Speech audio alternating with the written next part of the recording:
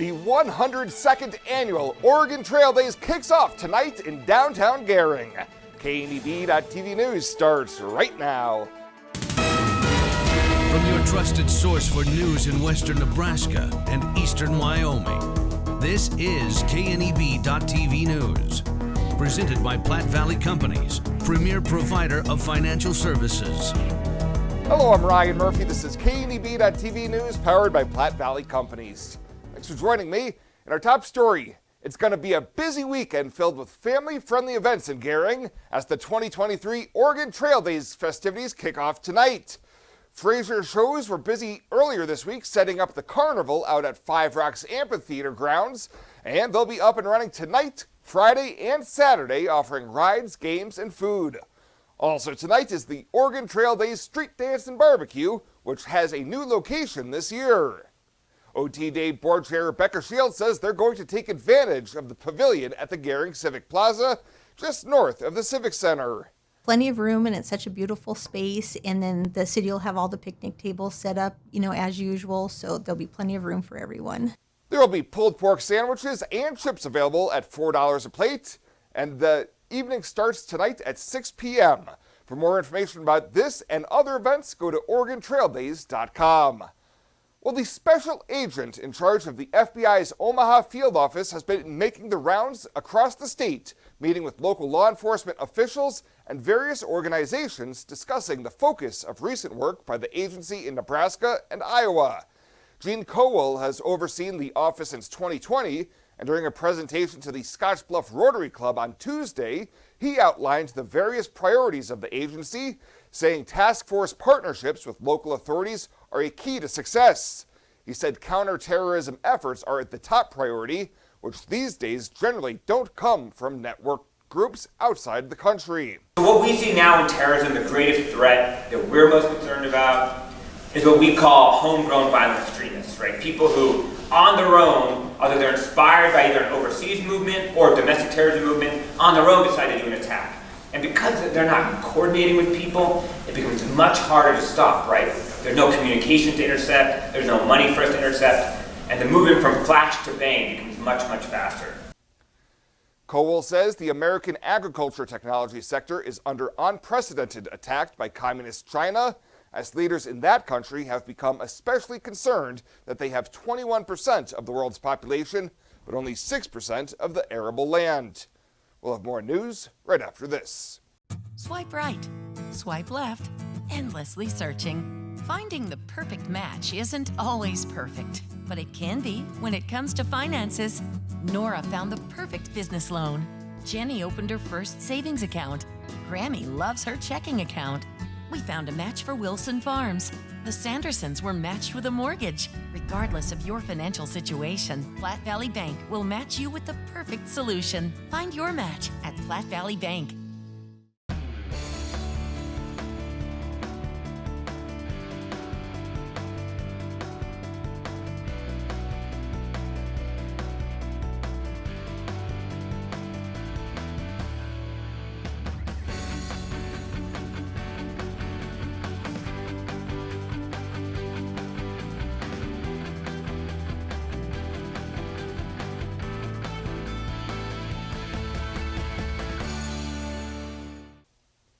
Welcome back. A former Morrill County woman has been sentenced for theft of money from the Bayard Cemetery District while serving as the secretary/treasurer.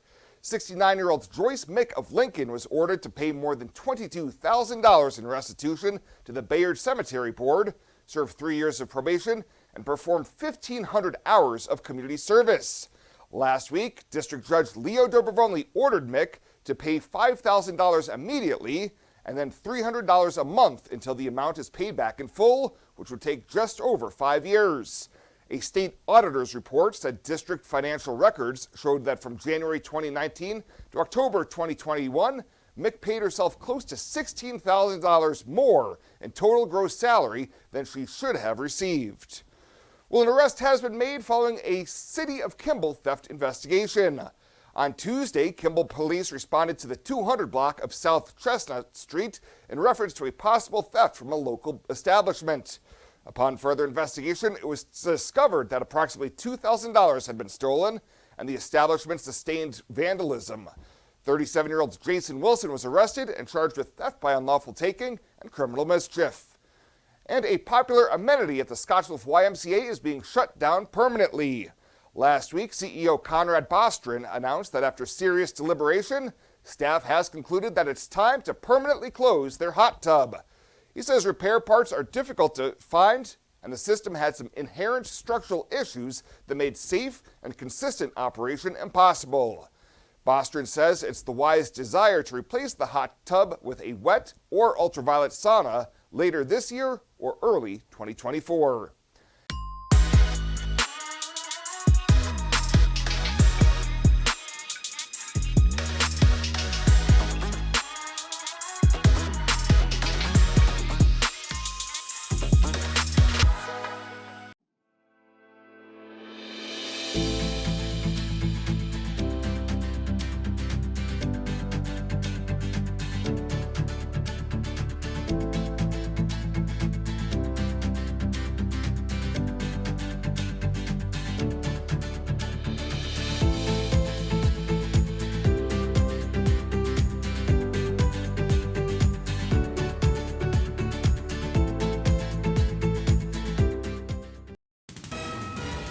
This is KNEB.TV weather from the KNEB Storm Center, your trusted source for weather. Well, certainly an interesting forecast coming the next several hours. We're going to see overnight lows slip down into the 60s eventually. Otherwise, we're going to be dealing with that severe thunderstorm watch until 9 o'clock tonight. Not as warm tomorrow or Saturday. We'll warm up again starting Monday. Only isolated storms are expected. There's that severe thunderstorm watch until 9 tonight. Includes all the listening area and viewing area, eastern Wyoming, western Nebraska, central Nebraska, northeast Colorado, southwestern South Dakota. Yesterday we hit 90, right about average, with a morning low of 63. We were above average today, but we'll trend back down. Nothing in the rain gauge yesterday, just a few hundredths above normal for the month, and still almost 6 inches above normal for the year. Yesterday goes down as 90, which is technically a degree below normal, but pretty close, and we've had no precip in the last 4 days, and chances are going to be very isolated over the next 7 days, just an isolated thunderstorm here or there. Can't really rule out any day or pick out a day where there's going to be a high chances of precip, and winds are going to remain fairly calm. There's our severe weather threat tonight, right in the heart of our area. You could see all of eastern Wyoming, western Nebraska, Kansas, eastern Colorado, southern South Dakota, under the gun for slight risk of severe storms today. That shifts southeast of us tomorrow and away from the region on Saturday. Heavy rainfall threat looks like it'll be in south central Nebraska into Kansas, farther southeast tomorrow, back into eastern Colorado and western Kansas on Saturday, then far eastern Nebraska on Sunday and out of the area on Monday. Temperatures are a lot cooler than they were yesterday in most of the region. You can see where some of those rain-cooled showers and storms have formed that have dropped temps down into the 80s. Otherwise, we're near 90 in many locations. Winds are out of the southeast at 10 to 20, and you can see some of those gusts with those showers and storms out there. They'll continue to shift off to the southeast. Again, a stray severe thunderstorm possible as we're under that severe thunderstorm watch until 9 o'clock. Tomorrow, some early afternoon showers can't be ruled out. Midday and afternoon and evening showers and storms. Again, an isolated possibility of those even into the overnight hours. Lots of instability and moisture around here. Going to bring us those off and on chances of showers and thunderstorms through Saturday afternoon and evening and even into Saturday night. Lows overnight going to be 50s and 60s. Highs tomorrow 80s primarily, a few upper 70s out there. And precip's going to depend on if you get under some of those heavier showers. Could pick up an inch or more, and some areas won't get any. A stray severe thunderstorm tonight, 63 for a low. Tomorrow, sunshine and clouds mixed, highs around 84. Again, a isolated thunderstorm not out of the question. Saturday, a lesser chance, and Sunday we start to warm back up near 90, into the middle and upper 90s Monday, Tuesday, falling back into the mid-80s by Thursday of next week. Thunderstorm chances rarely at 0, but not very high over the next 7 days. Morrill County Community Hospital and the behavioral health providers are here to help. Amber Dean specializes in mental health care, which includes medication and therapy across a person's lifespan. Melody Lacey helps people deal with a wide range of behavioral problems, from depression and anxiety to child psychiatry. Our dedicated team is committed to you and our community every time. At Morrill County Community Hospital, Bridgeport, Nebraska. Exceptional care right here at home.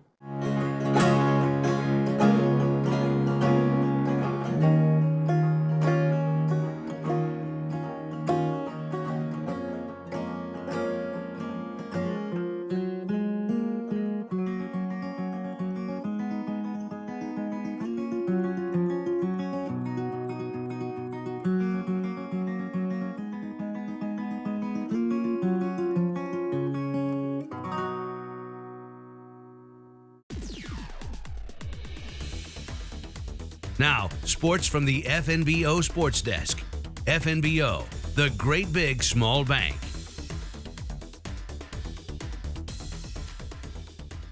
All baseball today here for the update.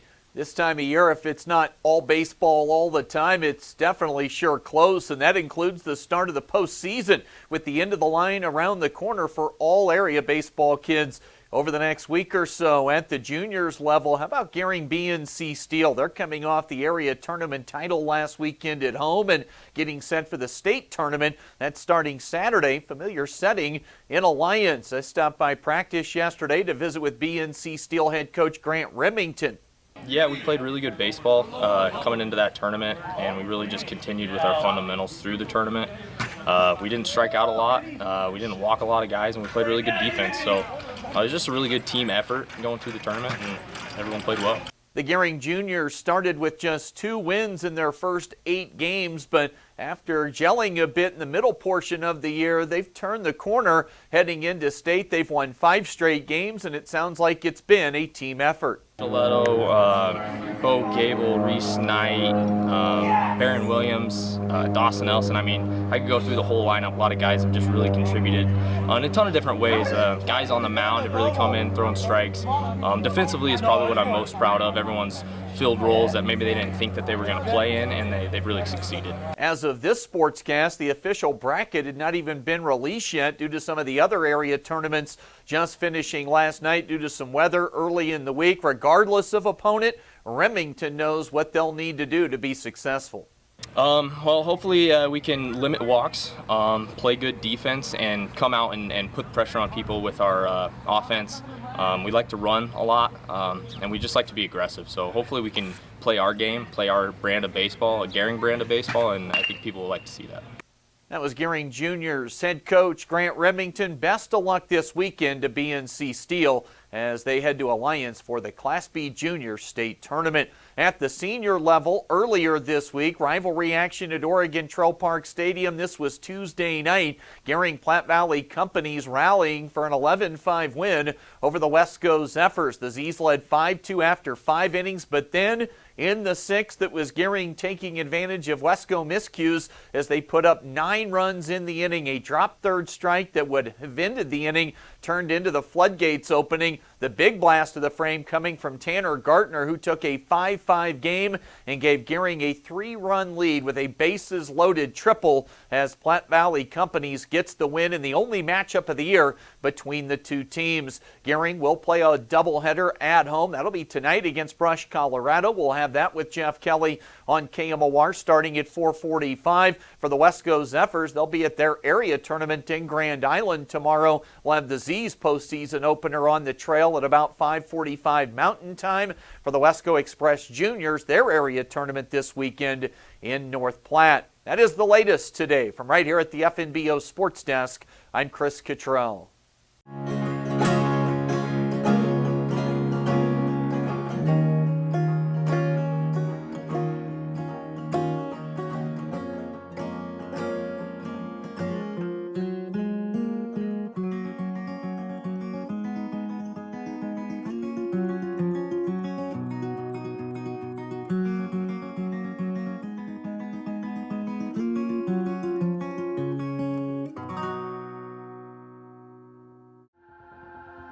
Culture trumps everything else. In my years, I've never worked for a company that treats people the way this one does. It is my passion for agriculture that brought me here in the first place, but not only that, there's a huge family-oriented atmosphere within the 21st Century Equipment. I love working for 21st. They found something in me that I didn't know in myself. An intern to where I'm at now is such a great opportunity, and that is what this company is about.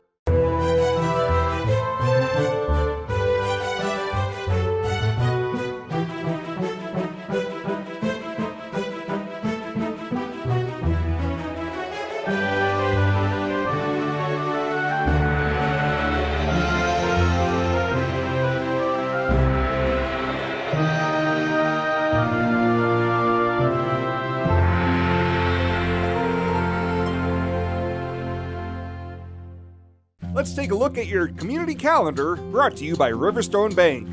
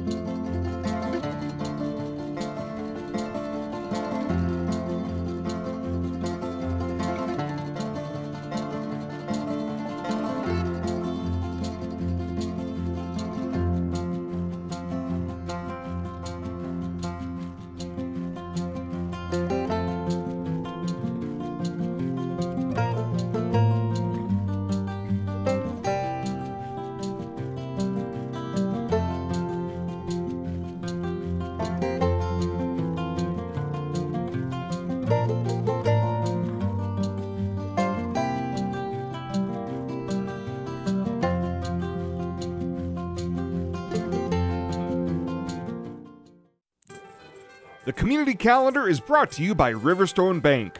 We're local and we love our community. Santa is back. It's Christmas in July 2023, and Renewal by Andersen is giving the best gift ever this year. First, you get 20% off every window and patio door, and get this: no money down, no interest, no payments for 18 months. That means no payments until 2025. But act fast. Santa and the reindeer can't take the heat. This offer ends August 15th. Book your free estimate right now at rbawyoming.com. Renewal by Andersen's Christmas in July sale is here. Thank you, Santa. At Platte Valley Bank, we want to help you plan for tomorrow while you enjoy today. Our personalized trust services can help you do just that. You've worked hard to build your legacy, and you want to make sure that gets passed on for generations to come. We offer the professional guidance necessary to ensure that happens according to your wishes. We pride ourselves in being friendly and professional while offering a highly tailored full line of trust and estate planning services to accommodate you.